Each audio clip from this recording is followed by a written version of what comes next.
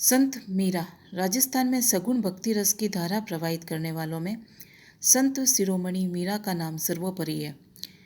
उस भक्त कवयित्री का प्रामाणिक एवं क्रमबद्ध जीवन व्रत अभी तक ज्ञात नहीं हो सका है, जिसके फलस्वरूप अनेक किंवदंतियां एवं भ्रांत धारणाओं को अनायासी पोषण मिल गया। ऐसी स्थिति में अल्प मात्रा में उपलब्ध ऐतिहासिक सामग्री तथा अन्य अंतर साक्ष्यों और बहिर्साक्ष्यों के आधार पर मीरा के जीवन और व्यक्तित्व की एक स्थूल रूपरेखा से ही संतोष करना पड़ता है।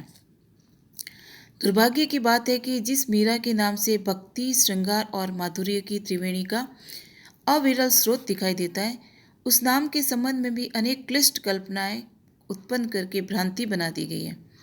अनेक विद्वानों ने मीरा नाम को अस्वाभाविक मानकर उनके लिए व्युत्पत्तियां ढूंढ निकाली, लेकिन यह नाम कोई अस्वाभाविक नाम नहीं है। स्वयं मीरा ने अपनी रचनाओं में अपने आप को मीरा कहा है। मीरा की जन्म तिथि।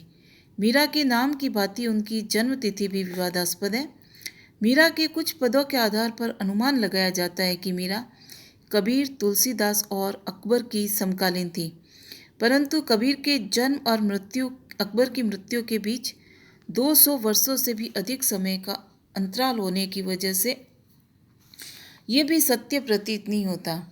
डॉक्टर पेमाराम ने मेड़तिया राठौड़ों की कुल बहियों के आधार पर मीरा का समय 1555 विक्रम संवत से 1604 विक्रम संवत यानी कि 1498 ईस्वी से 1574 ईस्वी निर्धारित किया है, जो युक्ति संगत प्रतीत होता है।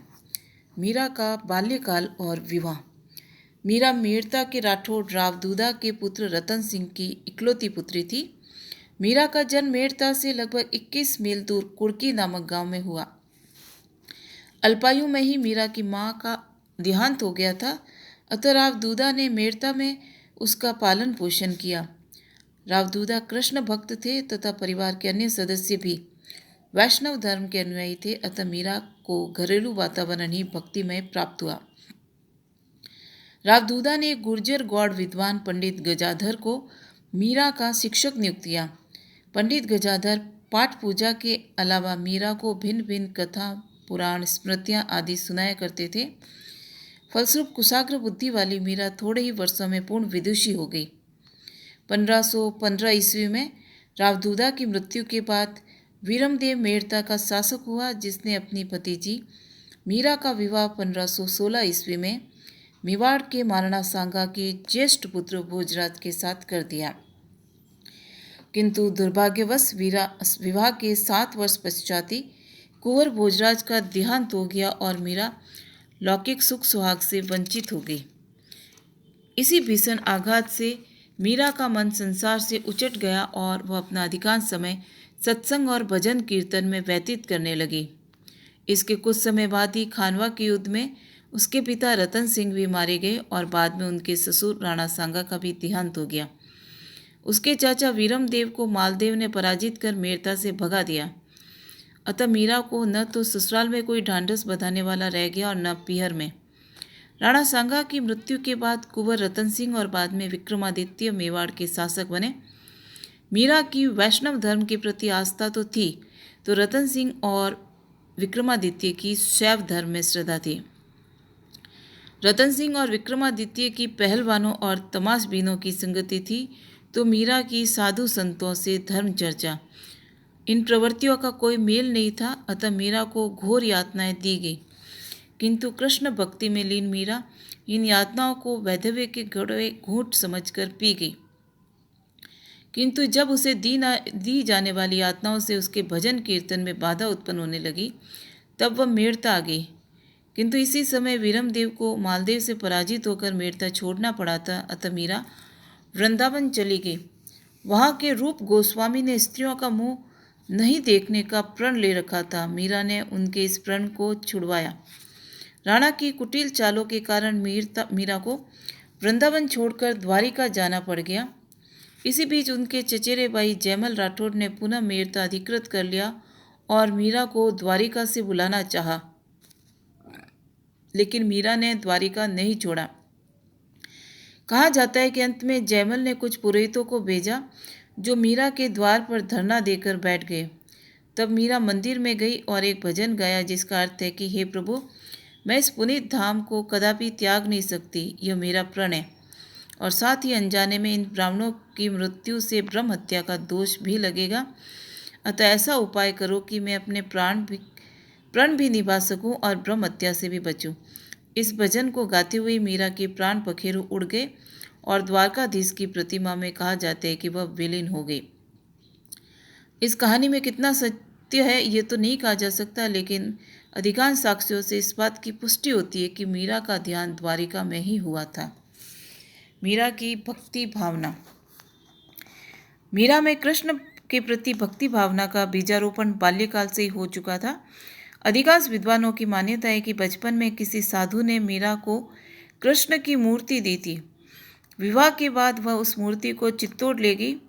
जयमल वंश प्रकाश में कहा गया है कि विवाह होने पर मीरा अपने गुरु विद्या गुरु पंडित गजाधर को भी अपने साथ चित्तौड़ ले गई थी। दुर्ग में मुरलीधर जी का मंदिर बनवाकर पूजा आदि का समस्त दायित्व पंडित गजाधर को सौंप दिया गया।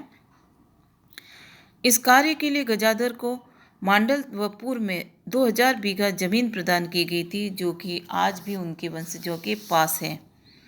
चित्तौड़ में वह कृष्ण की पूजा अर्चना करती, किंतु वैधव्य होने पर उस पर विपत्तियों का पहाड़ टूट पड़ा, जिससे उसका मन वैराग्य की ओर उन्मुख हो गया और उसका अधिकांश समय भगवत भक्ति और साधु संगति में व्यतीत होने लगा। मीरा का साधु संतों में बैठना विक्रमादित्य को उचित नहीं लगा, अतः उसने मीरा को भक्ति मार्ग से विमुख कर महल की चार दीवारी में बंद करने हेतु अनेक प्रयास किए। ज्यों ज्यों मीरा को कष्ट दिए गए त्यों त्यों उसका लौकिक जीवन से मोह घटता गया और कृष्ण भक्ति के प्रति निष्ठा बढ़ गई। चित्तौड़ के प्रतिकूल वातावरण को छोड़कर बाद में मीरता आ गई और कृष्ण भक्ति और साधु संतों की सेवा में लग गई।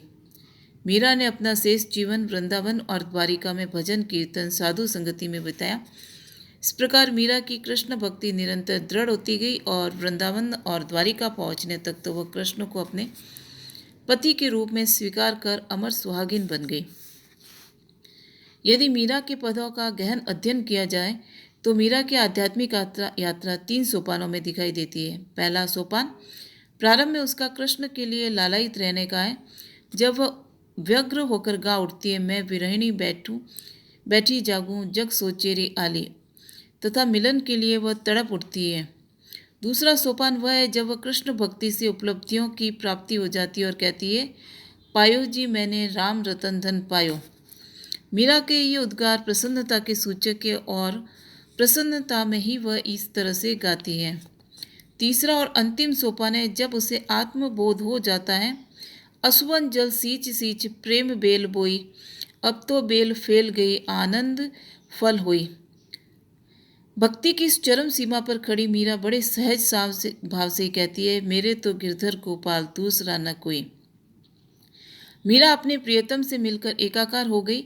भक्ति और ईश्वर के प्रति प्रेम रूप और प्रेम रूप भक्ति को प्राप्त करने के बाद न किसी वस्तु की इच्छा रहती और न शोक और न द्वेष, और जिसे प्राप्त कर मनुष्य उन्मत्त हो जाता है, मीरा ने वही पा लिया और मीरा की भक्ति की चरम सीमा भी यही है।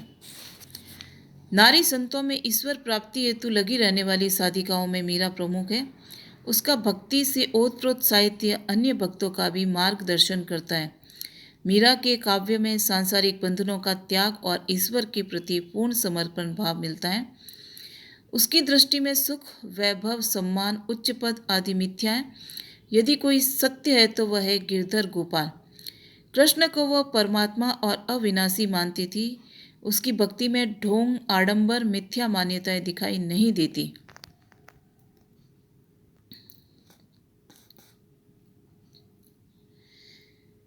बल्कि भक्ति का सरलतम मार्ग स्मरण, नृत्य और गायन थे।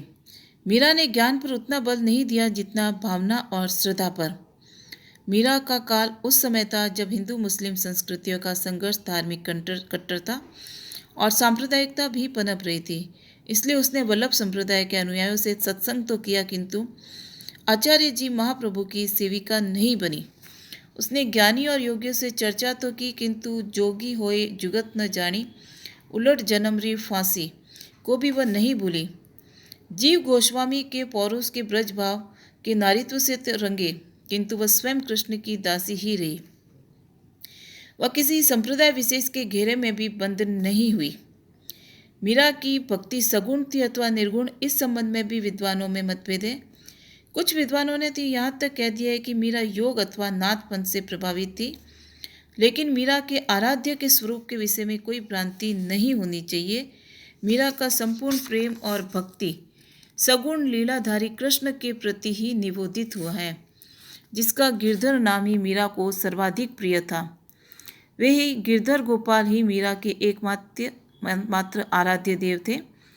कुछ विद्वानों ने यह प्रश्न उठाया कि जैसे राम शब्द भक्त और संतों के सगुण में संदर्भ में सगुण और निर्गुण दोनों का ही वाचक है, वैसे ही क्या मीरा का गिरधर भी निर्गुण ब्रह्म का वाचक नहीं हो सकता?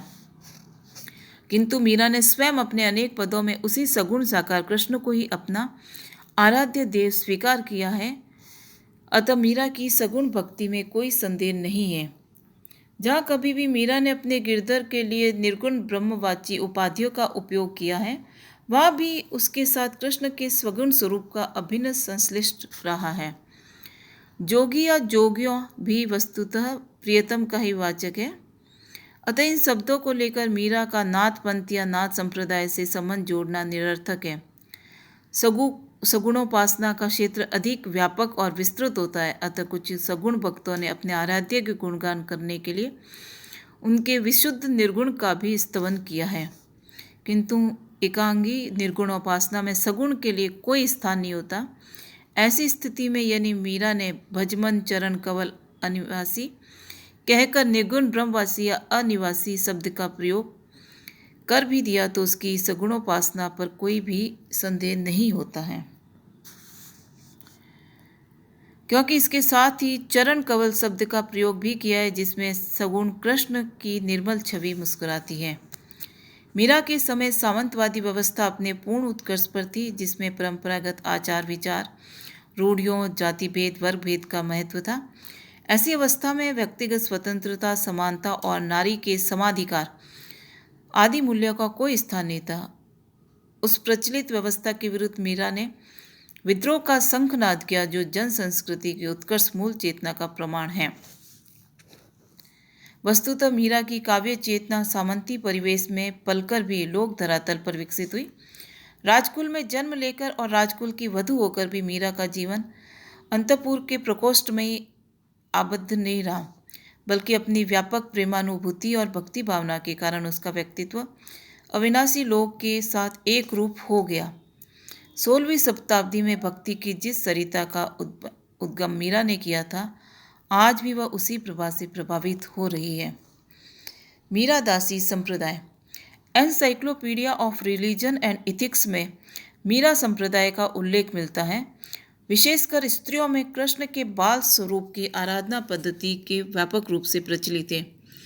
H.H. विल्सन और डॉक्टर गोपीनाथ शर्मा ने भी इस संप्रदाय का उल्लेख किया है, किंतु वास्तविकता यह है कि प्रेम रस में डूबी मीरा को इतना अवकाश ही नहीं था कि वो कोई संप्रदाय स्थापित करती या शिष्य मंडली बनाकर भक्ति और साधना का उपदेश देती।